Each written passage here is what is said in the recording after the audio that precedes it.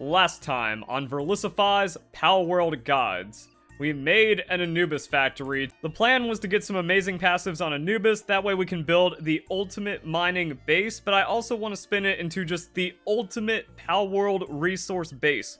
We're in the ultra mega endgame. We are perfect breeding pals. Yes, I have it set to 0 hatch time because content. I'm gonna hatch all of these Anubis. I'm gonna see if we have enough to put a good base together. Not at this rate if we're only getting lucky on one of the Anubis. However, that could be good for breeding because then there's not like too many passives getting in the way. But seems like it might just roll randomly, maybe 40, 40, 20, or 33, 33, 33. Alright, so this sadist, aggressive, artisan, legend Anubis, probably just Bisp for the base because we also want like carrying and we want handiwork. So yeah, we can go for that as well. It doesn't have to be just all attack stats, which also means there's a lucky somewhere. So I guess I'm just gonna breed these two for a while, maybe find another combination that seems really good. Actually, while they're breeding, I should do the smart thing and build the second base. So we need to go to the classic ore and coal area. We'll just fly over here, use our jet dragon to zoom over. Also, I should just have like Cativa in my box, that way I have at least the inflated weight capacity.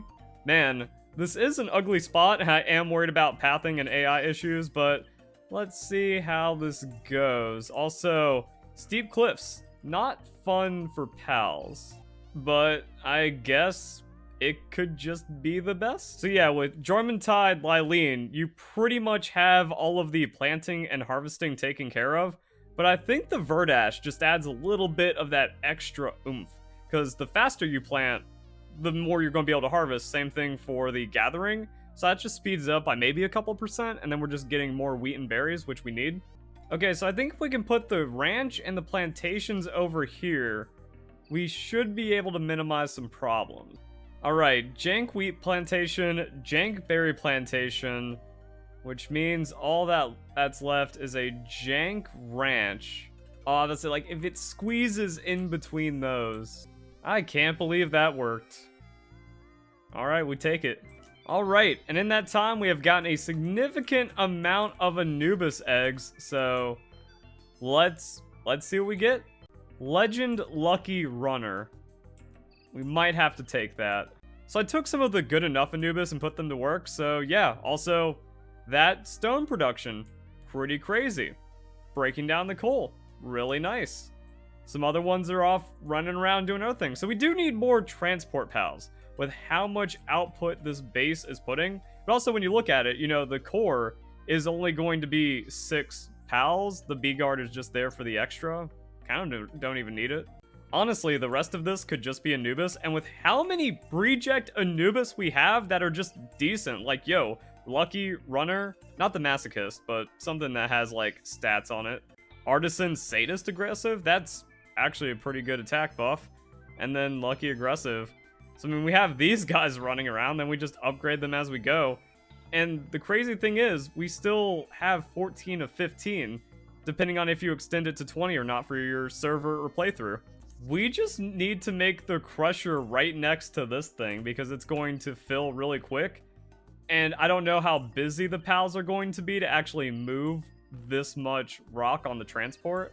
Alright, acquire stone, put in max palladium fragments. In theory, we can get to here and just kind of... Dang, the hill angle does make encumbrance kind of rough for getting up.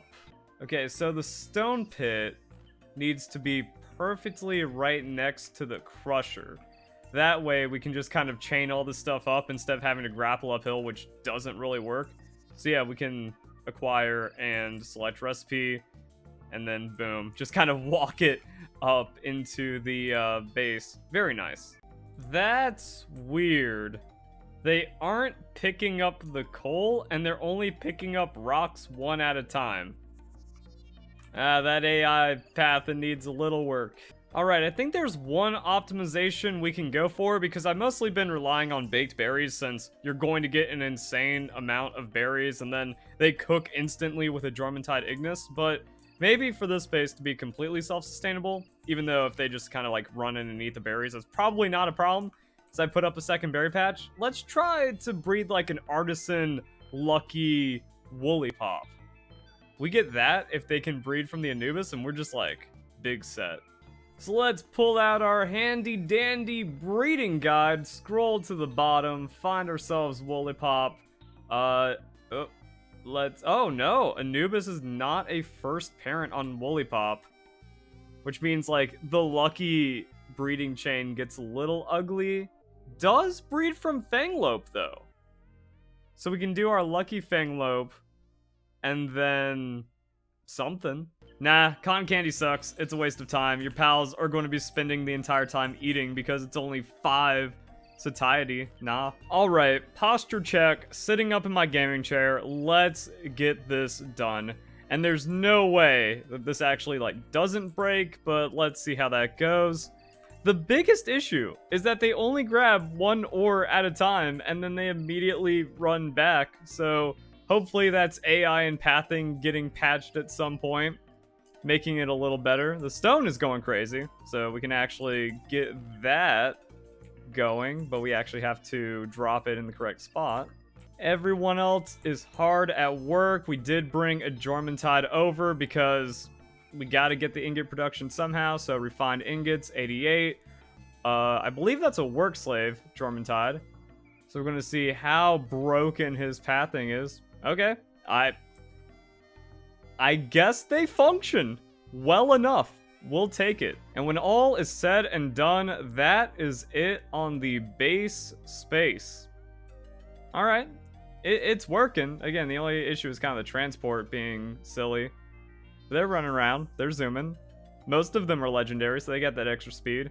All right, and I think that's going to be it for the mega base for now. We have enough stuff for the cake production. We have super mining going on. We can make refined ingots at a breakneck pace, depending on how much they're picking up the coal. And after all kinds of work, everything else seems to be going good. I think like the final wrap-up part is going to be getting all of the berries. So, you know, condensing like the thousands of berries from my other base, cooking them here. That way all these pals get the experience, so like all the Anubis get leveled up, and then that makes them even better. Alright, the other bases are still doing good on food, so we're not stealing too much from this. Also, we need to cancel that because if we do max, it's actually going to remove from our cake reserves. So we just want to cook like 1,000 berries. We can watch all the Anubis experience go up super fast. This is on 20x for testing purposes, but it is worth noting and having. We're like, yeah, we get a couple levels just automatically and passively into the 30s, getting crazy attack stats just because Jormuntide is cooking super fast. And just to kind of show where we ended up, we got all kinds of ones. Some like I had lucky aggressive, whatever, but I mean then lucky artisan swift, and then a lot of like really big boys as well. So just kind of whatever, but we did get lucky with a few lucky legends, right? Yeah, look at them. And then the point of this base to now consolidate mining and cake making into one, kind of, yes, but not really. So we're only missing flour, but we do have flour queued up. The problem is I put my Jormuntide onto the Paldium fragments. That's fine, because we also need those for like the legendary spheres and stuff. So yep, base looking good. So if you guys enjoyed the video, hope you all have a nice day. Thank you very much for watching.